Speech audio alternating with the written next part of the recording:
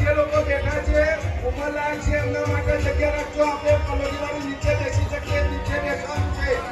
સહકાર આપજો. જે વડીલ છે નીચે નથી બેસી શકતા એમના